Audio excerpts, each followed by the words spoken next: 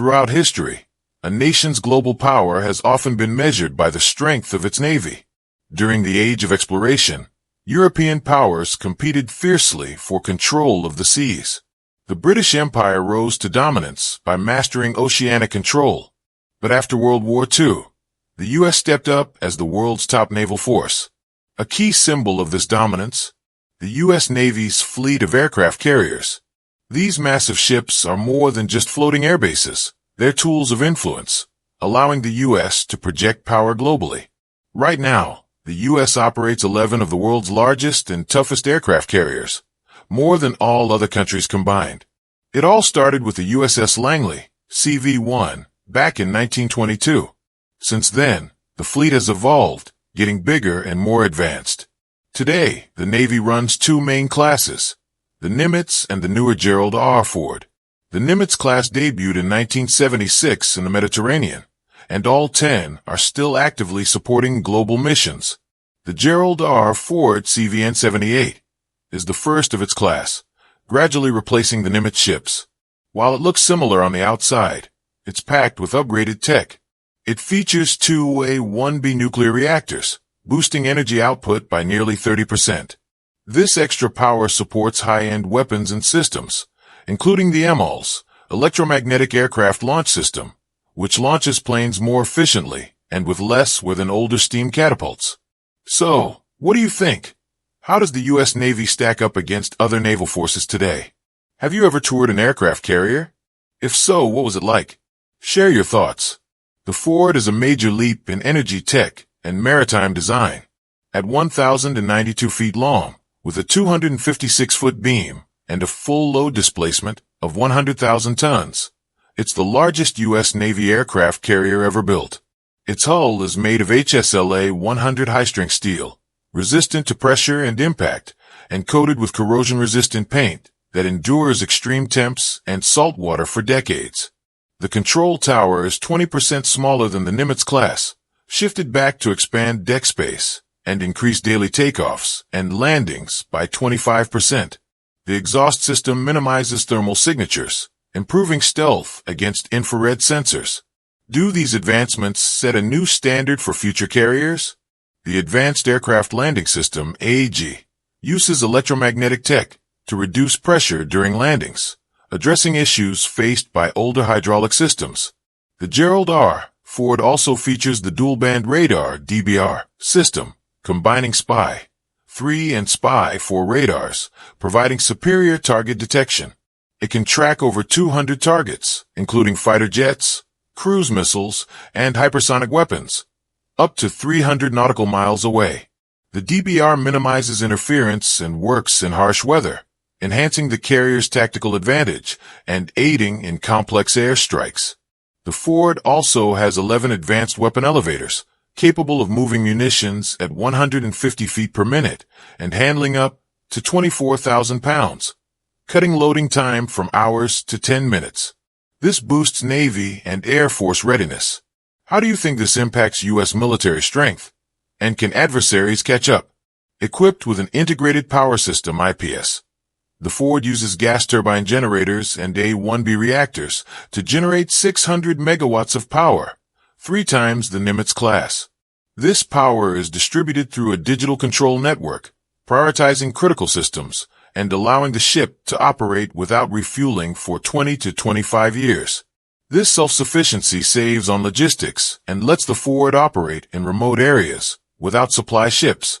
The Navy also views Ford-class ships as platforms for future tech, exploring innovations like electric armor and combat lasers. Underwater, America's nuclear triad, including nuclear submarines, remains a strategic advantage. The Gerald R. Ford is built for unmatched speed and deployment, reaching over 30 knots thanks to its nuclear propulsion system and 320-foot diameter propellers. With this power, the Ford can travel from the U.S. coast to any global hotspot in 5 to 7 days, carrying its full fleet of aircraft and weapons without land support. It has a fuel capacity of 3.5 million gallons, allowing for weeks of continuous airstrikes. This makes it a self-sufficient mobile fortress, ready to turn the tide of battle at a moment's notice. The U.S. submarine fleet includes 53 multi-purpose attack submarines, SSN, 14 ballistic missile submarines, SSBN, and 4 guided missile submarines, SSGN. What's your take on the role of each class in naval strategy? In today's world, naval power is key to global dominance. The U.S. Navy's multi-purpose nuclear subs, such as the Los Angeles, Seawolf, and Virginia classes, are crucial. Armed with -48 Malawian-Quachas torpedoes and Tomahawk missiles, they can strike both land and sea targets. The Virginia class, in its latest block version, can carry up to 40 Tomahawks. Imagine the force they unleash when those missiles are launched. In crises, the Ohio-class subs are irreplaceable. With 14 in service, they carry about half of the U.S.'s strategic nuclear warheads. Over 560 feet long and displacing up to 20,000 tons, they were initially equipped with 24 Trident missiles, but the START II treaty reduced this to 20. 4 Ohio-class subs were converted into SSGNs from 2002 to 2007, allowing them to deploy up to 66 SEALs and various submersibles, transforming them from nuclear deterrents to multi-mission platforms. Each Ohio-class sub carries 20 Trident II-D5 missiles and can quickly lock onto targets via secure communication with U.S. Strategic Command. During Operation Odyssey Dawn in 2011, the USS Florida launched 93 Tomahawks, disabling Gaddafi's air defenses and aiding in his regime's collapse. The SSNX program will replace the Virginia and Seawolf subs, focusing on stealth, advanced sensors, and powerful weaponry for missions like intelligence gathering and anti-submarine warfare. Costing $5.6 to $7.2 billion, these will be more affordable than the $13 billion for class carriers.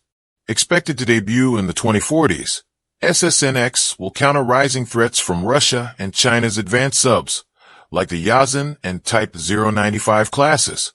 The SSNX will feature water jet propulsion for stealth, speeds over 35 knots, and AI-driven sensors and weapons for faster data analysis and precise strikes. While submarines are vital, the surface fleet, including Arleigh Burke-class destroyers with Aegis combat systems, is equally crucial. The SBY-1D radar detects and tracks multiple targets, while anti-aircraft missiles neutralize threats. These destroyers are bigger and more powerful than older cruisers, equipped with surface-to-air missiles and the Aegis system. What sets the U.S. Navy apart? With heavy investment in technology and weaponry, will they maintain global dominance? Share your thoughts. In anti-submarine warfare, U.S. warships feature towed sonar, anti-submarine missiles, and ASW helicopters.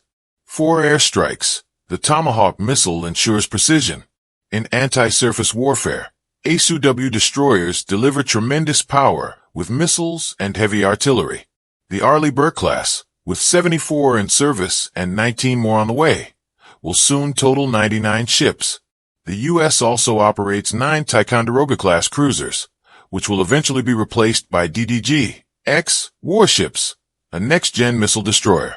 After the Zumwalt-class was scrapped, DDG-X will replace 22 Ticonderoga-class and 28 Arleigh Burke-class ships, boasting advanced sensors and greater payloads for future weapons like directed energy lasers.